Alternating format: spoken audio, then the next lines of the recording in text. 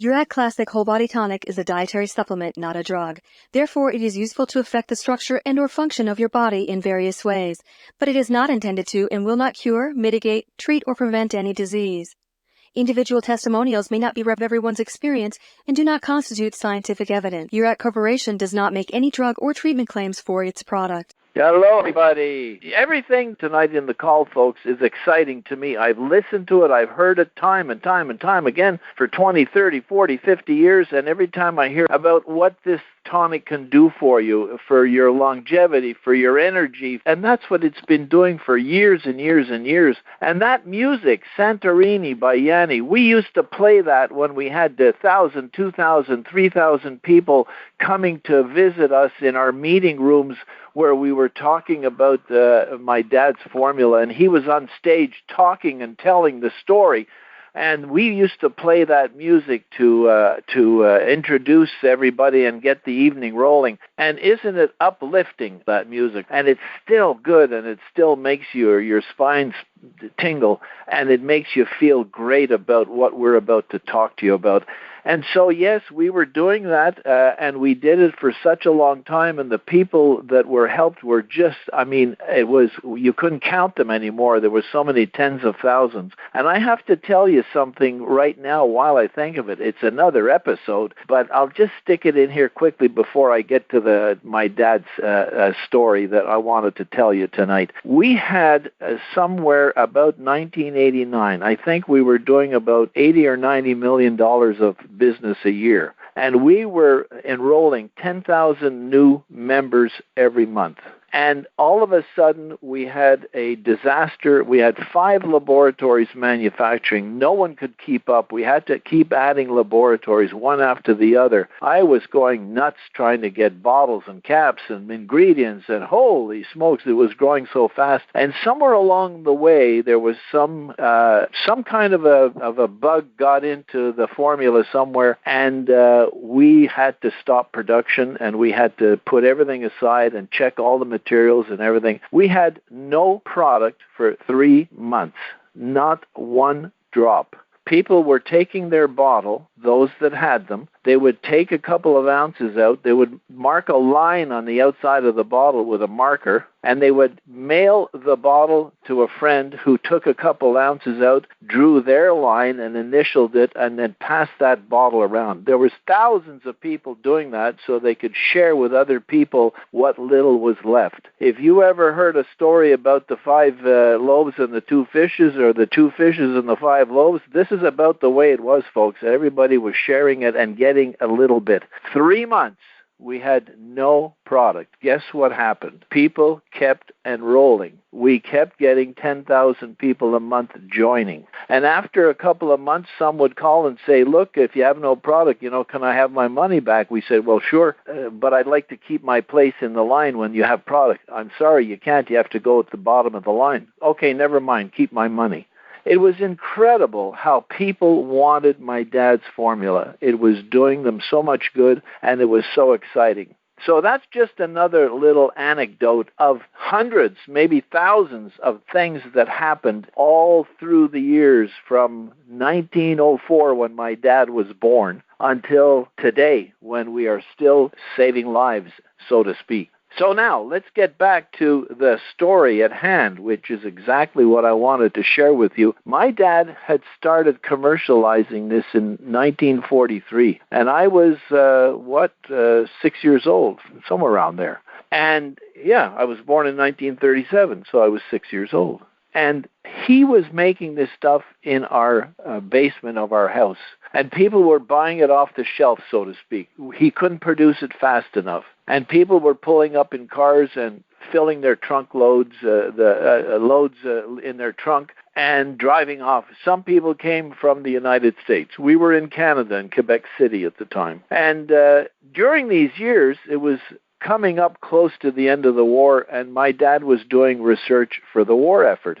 But he was from Austria. He had a very thick Germanic accent.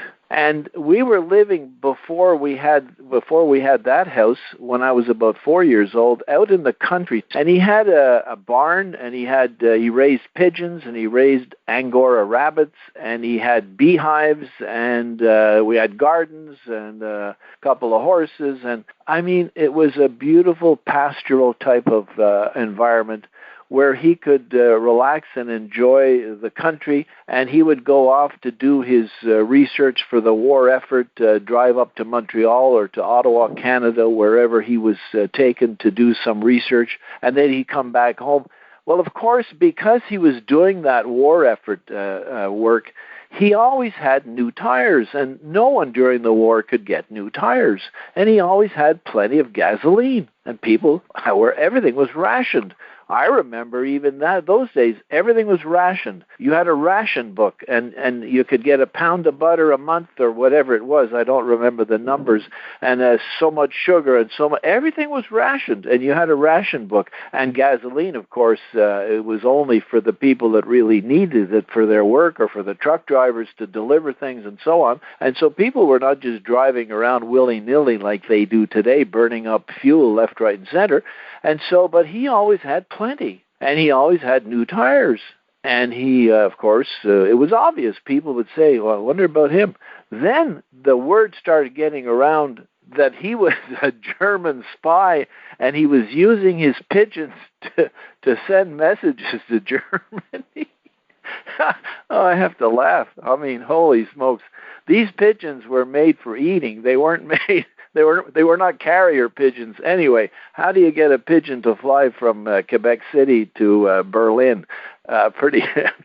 Maybe they stopped over in Ireland or something. Holy smokes. And the story went out. Of course, my dad couldn't refute it. He couldn't talk about it. He couldn't say anything. If anybody brought it up, he had to keep his lip buttoned, because that's the way it is when you're doing war work. You can't say a word. So he didn't talk at home, and he didn't tell the family. And of course, the story just goes around. And you know stories, the more they go around, and when no one stops them, they just get worse and worse, and people add on and so on. So here he was, because he had a Germanic accent. They said, well, he must be a German spy, and he's using his pigeons to send messages to Germany. Of course, after the war, that died down, and but in those days, word happily didn't get around as quickly as it does today with the internet or that, because there'd probably be 1,000 people in front of our house screaming. So those kind of things my dad went through, because he was working in that war effort, and all the while he was continuing to, of course, formulate and prepare and get ready for his preparation he wanted to give to the world. And in 1943, he actually got a little place in downtown Quebec where he started making his first little batch. That was before he built that house where he used our playroom to make it. And he slowly started getting it out, and all of a sudden it took off. I mean, it took off in some respects, meaning people were buying it and wanting more. So he kept making bigger batches, and he didn't know what was going to happen. He thought, well, I'll make a few, I'll have it, and people will buy a bit here and there. But it got so big that he ended up forming a company in 1945. And guess what? He called it Mattol Research, and that was the name of his company. And that's the reason the Mattol product and the KM product came from a company called Mattol, because I used that name that my father had used back there in 1945. And so he started his company, and then that's when he built that house and built the lab and started producing it in the playroom and in our garages and making it available to people by and large. And that just grew and grew and grew over the next about 20 years. So all those days and all those years that he was doing this in our house, you could smell the botanicals, because he used to percolate them and make his extracts and so on. So he'd bring in the bags of the they came in burlap bags, the different herbs, And he would prepare them, and then from that he'd make his preparation. And of course, little by little, the word got out, and stuff started to go into, as I said, the U.S. and other parts of Canada and so on. And it grew and grew. It was going to end up to be something quite large. Except that in 1960, he came home one day from the lab, and he found my mom lying in a bathtub, unconscious, and of course rushed her to the hospital and so on. And she woke up with this really terrible headache, and so the doctors thought there's a broken blood vessel, and they decided to clip the artery a bit so that it would stem the flow of blood to the brain, so that that broken vessel would have time to heal. And of course, it was rudimentary, and they didn't have the ability that they have today, and they clipped it too much. She lost oxygen and went into a coma, and she stayed that way for 7 months. And that's when my dad just spent every hour of every day at her bedside, trying to talk to her, trying to see if she could understand. And of course, during those months, he just let his business. He didn't even go, and it just sort of collapsed upon itself. And after that, he sort of started going off into other directions because he was a very metaphysical kind of a fellow, and he had. I wonder sometime because of that how he got the final formula. He said it came in a dream, and yes, it came in a dream. But sometimes dreams are really, really vivid, and I guess this one was extra vivid because he was able to sort of bolt up in the middle of the night and see that formula, and took a pad and a piece of a pad and a pencil he always kept by his bedside, wrote down what he saw, and sure enough, that was it. So from that time on, he sort of just stepped back, and I picked up the parts and pieces that were left, all the raw materials, and I decided to keep making the preparation myself, for family, friends, and here and there, whoever I met, I always talked about it, and I always said, you should drink this, and so on. And so that's how the formula that we know today, JC Tonic, was being made, until I started to change it, because as I started to run out of some materials, when I could see one of the botanicals is getting pretty low, I thought, well, I'll put a little less in, and put a little less of this in, put a little less of that in. When I ran out of them complete, I didn't put them in. And then I took another botanical and put it in, or whatever the little changes were, because for me, nothing was going to change remarkably. I was not ill. I was taking it so as not to get ill. And I gave it to people who I knew who also were not ill. And in those days, people were not going around overweight like today. And with all these illnesses of today, people were generally more healthy. We didn't have the junk food restaurants. We didn't have the 40,000 chemicals in the food. We ate real food, not Frankenfood. And so people in general were pretty healthy. Those that were ill were buying the preparation from my dad, were having the results as we have them today, as the success stories on our website attest to. And so I did it for myself, and it gave me a boost of energy, and I just thought, it's good for me. And so I gave it to some people, and I just gave it. I always had a bottle or two in the car when I met somebody who I thought should use it, especially girls. I said, this will keep you younger, because it does. It really does. If it sort of does maintenance for a body, anybody's body, you're going to end up looking younger, feeling younger, your skin will be better, your eyes will be brighter, your hair will be shinier, and on and on and on.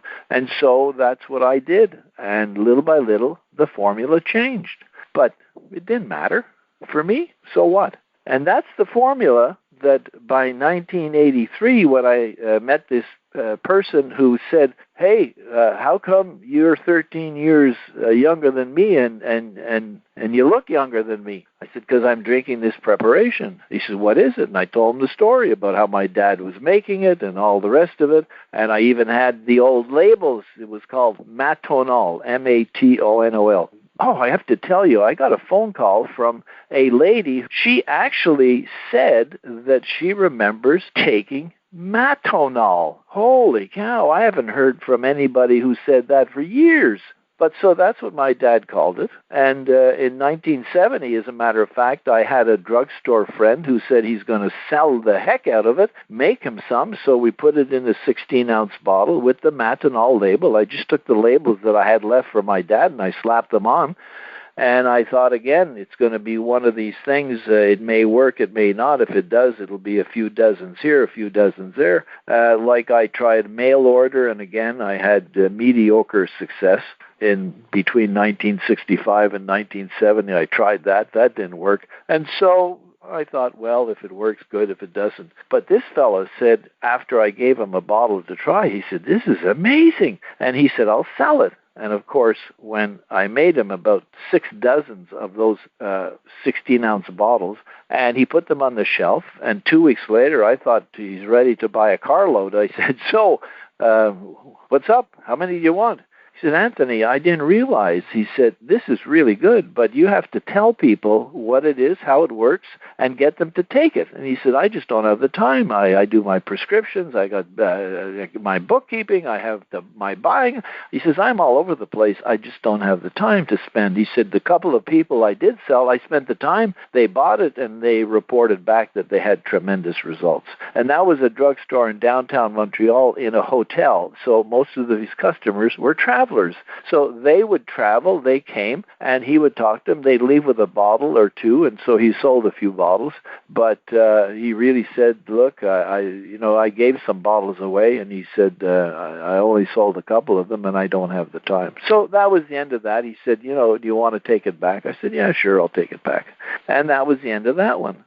So when this fellow said to me, let's put it on the market, because he tried it, he had some kind of an itch that came every autumn. He was like an allergy of some kind, and his skin would get itchy. And this summer, the summer before that fall, I gave him a jug of it to drink, and he never had the itch again. So he said, why don't we put this on the market?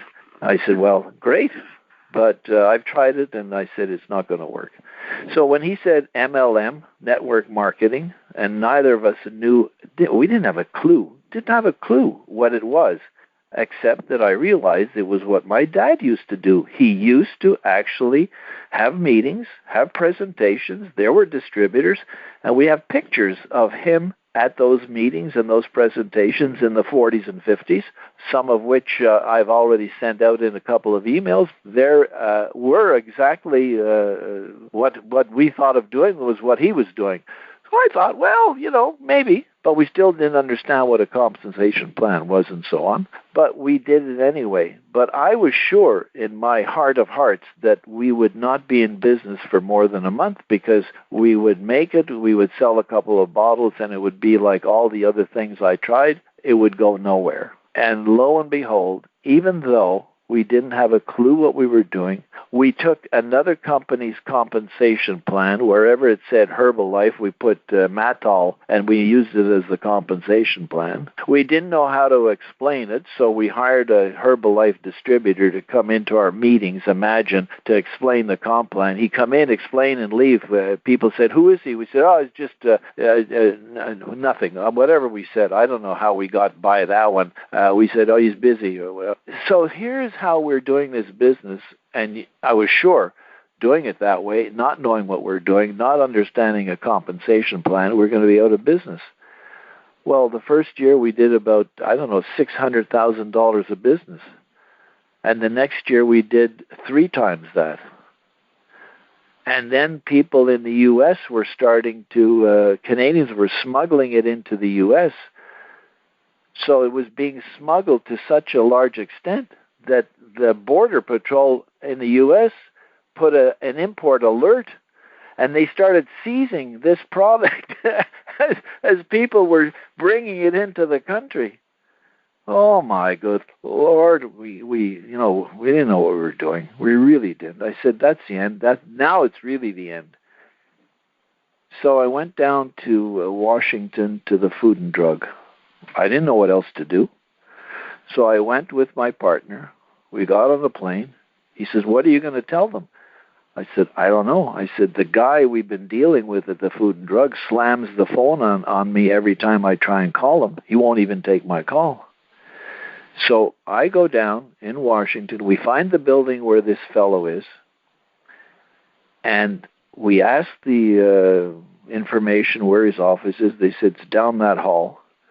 And as we're walking down the hall towards his office door, I asked a lady, I said, is Mr., I forget his name. She said, yeah, that's his office right here.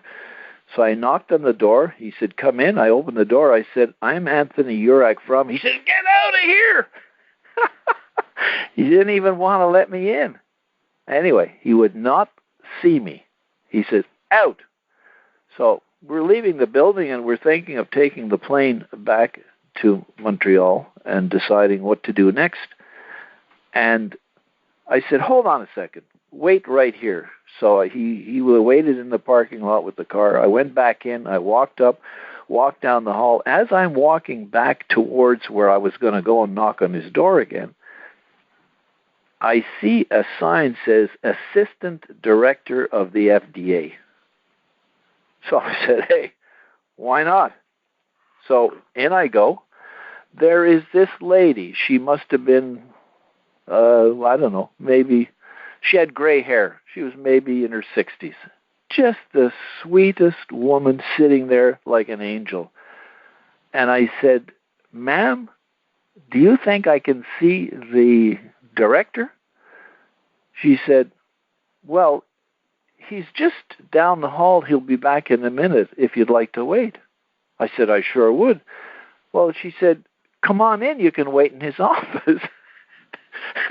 She said, who are you? And I had a business card from my cosmetic company.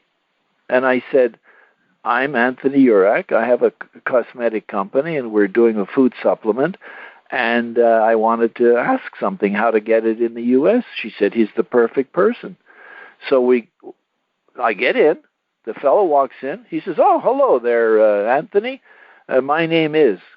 I said, well, I'm the Anthony Jurak from the Mattol Company. He just about had a heart attack. He said, oh, he says, well, I'm not the person you want to see. Hold on. And he goes to take his telephone. He says, I'll call the person that you should be talking to.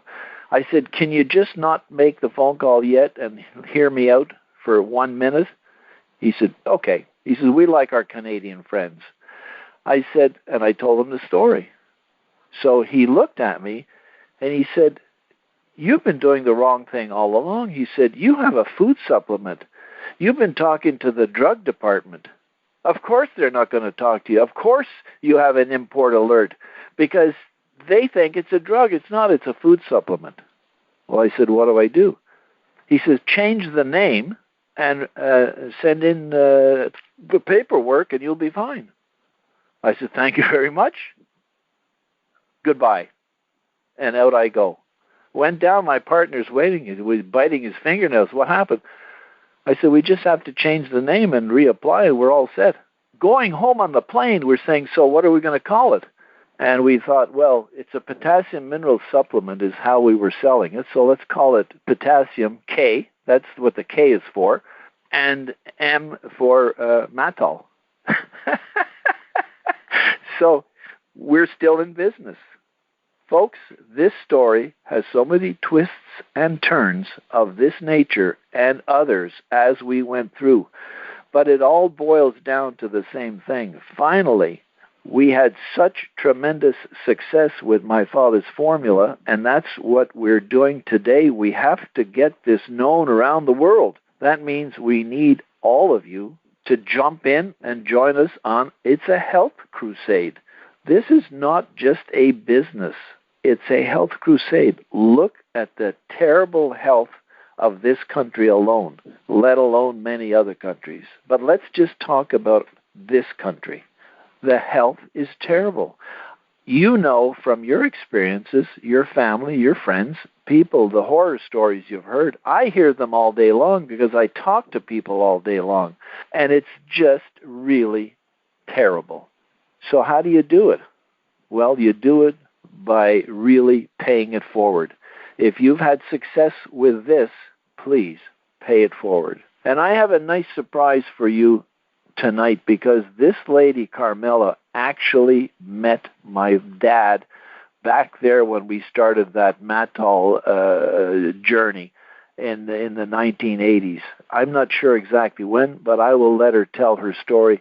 Please, hang on. Carmela, you there? Yes, I am. Oh, wow, great. I'm glad you are. And please just let her rip. Tell the folks about how you met Carl. I surely will. Hello, everyone. I truly am happy to share this whole story about Carl Jurak, a very special man. We had heard about the product and were invited to a meeting. When we got there, the place was packed.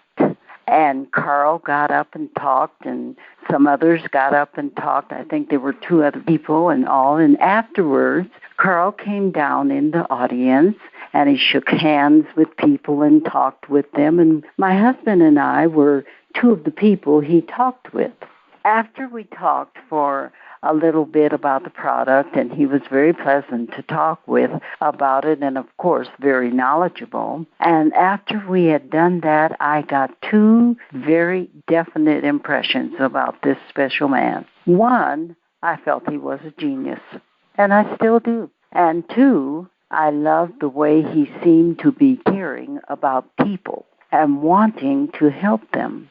So then I decided, okay, we're going with this business, because primarily at that time, because not only the stories about the help it was giving people, but because of who I felt Carl was. I felt he had brought something very special here. So then one night, a little while later, something happened to me that was most unusual. I laid down to go to bed, and suddenly I found myself in a place filled with soft golden light. In the center of that light was a stairway of about 7 or 10 steps. I could not see where the steps started or where they ended, but I became aware that there was a man going up the steps. Suddenly he turned around and looked at me and smiled, and it was Carl Jurak. He said to me, "Your day is coming." Well, I heard that with my ears. But that wasn't all that I heard, because in my mind I understood him to also send me the thoughts that at the time the product was called by a different name, but it was his formulation, that it would bless me, that it was something not to let go. Not to let go of that. Don't give up on it. He felt that if I kept with the business, it would be successful. And he said it is sent to help mankind with what is coming upon this world. Well, that got my attention real well. Very good. But when I got up the next morning, I called the lady who had told me about KM in the first place, and I told her about what had happened during the night, and she told me Carl had died that day of that night I had the dream.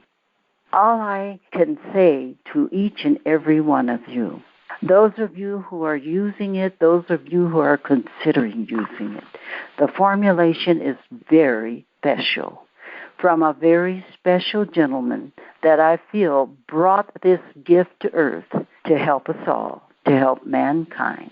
And so that is my impression and my belief about Carl Jurak. Wow, Carmela, when did you meet my dad? When was it? In the 80s? Yes. I was invited to this meeting where a friend of mine was telling me about health issues. She had written a couple of books about it, and she said, all that I have in those books is taken care of just about 100% given time, called a formulation called Tonic. And so I went to the meeting, and when I got there, getting in the door was a real problem because the place was stuffed with people. And that's how I learned about this product. And also, you told me that you did decide to become a representative, and you were actually sharing it with people, and you had quite a good living, did you not? Oh, yes, we did. We had just moved from California to Arizona, and in doing that, we had not yet decided. We did it because of personal reasons and a friend of ours. And so when we got there, we were jobless. However, I had heard about this product and that you can sell it and that it does the good for people, both health-wise and financially. So we sold the product. We sold it in Arizona for a short time, and then we went to Texas. And in Texas, we sold it without any other compensation or income and lived quite comfortably off of our sales.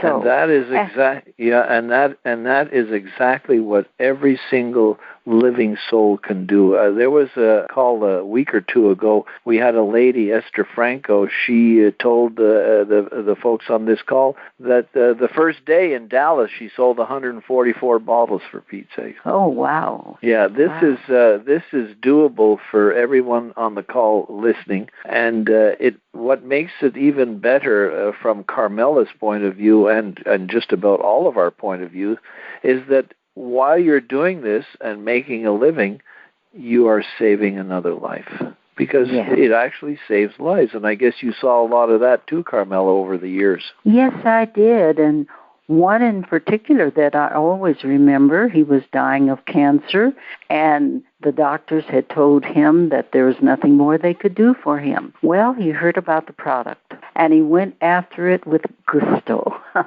He went after it, and he started just drinking the product and putting it on areas where the cancer had caused problems and all. And that was many years ago, and he is still here today.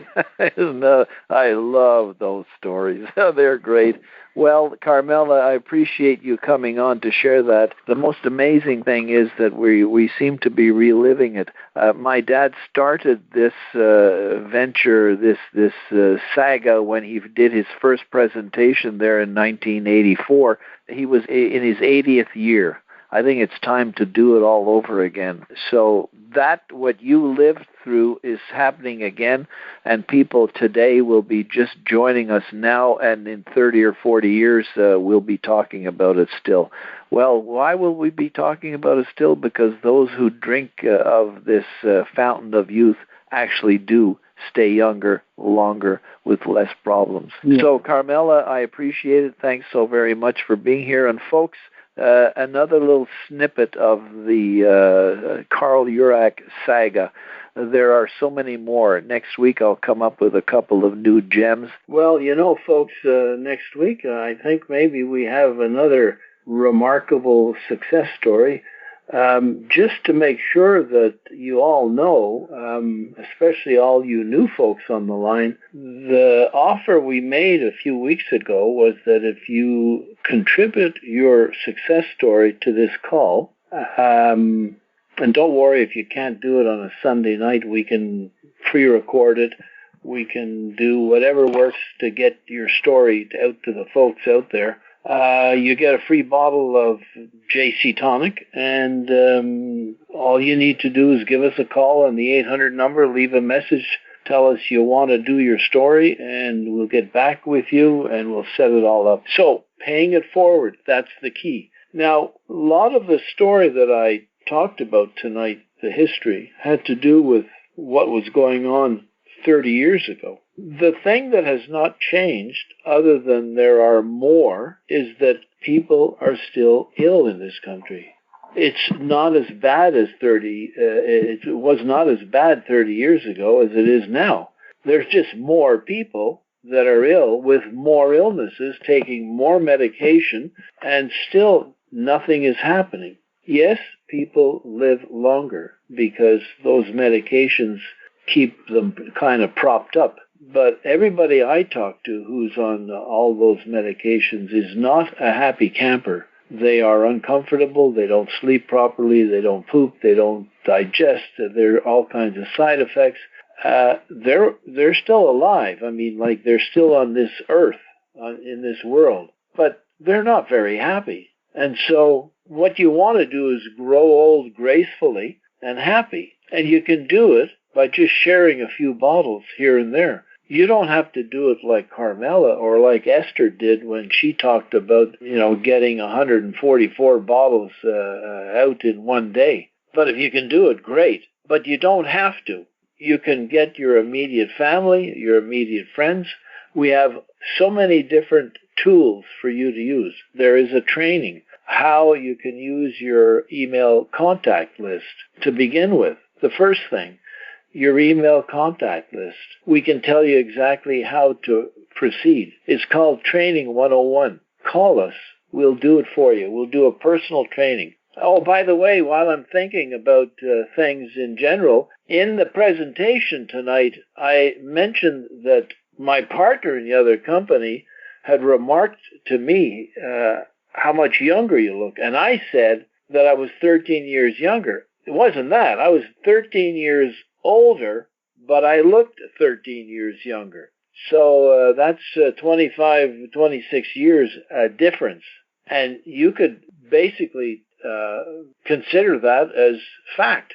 I looked appreciably younger than everybody else as we were all growing older. So by the time everyone was 50, I was still looking like I was in my 30s, and they were starting to look like they were in their 60s, those that did not drink my tonic. Those that did all looked considerably younger as well. And that continues to go on today. So if you think it's difficult to share this with somebody, just talk about staying young. Show them some of our before and after pictures. Play some of our audio success stories of the incredible results people have been having with, what are they? There's neuropathy, there's mental anguish, there's plenty of diabetes and high blood pressure and so on. And remember, don't make any claims, like our disclaimer. No claims. And it's easy to tell people we don't make claims because this is not a cure for high blood pressure or for diabetes or for whatever else. It is a whole body approach that works to primarily clean up the blood supply. And when that better blood starts going through your systems and organs, it does its job again like it used to do when you were 40 or 30. So it's an easy presentation. Don't get into all kinds of medical and talk about the herbs and all this. Just cover it very, very simply by attending to their needs. What do they suffer of? And find the audio that will match them and say, hey, Mary, listen to this.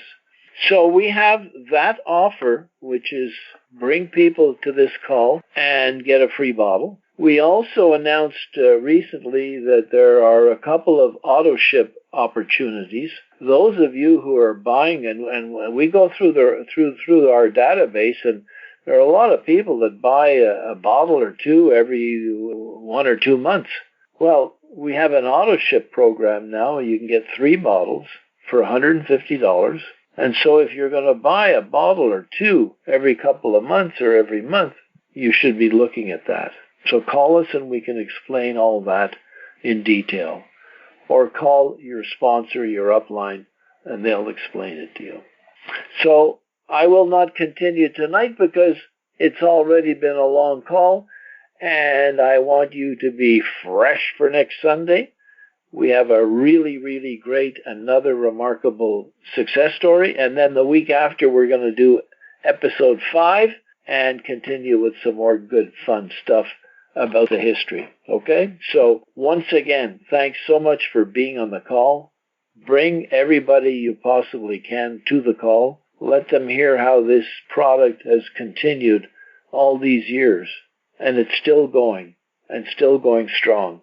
And we are able to do that because of you. Because you are sharing it with people. We just need you to share it with another couple of million. So on that note, as usual, have yourself a grand rest of the evening and a great week. And don't forget, take an ounce and feel the bounce. Good night for now.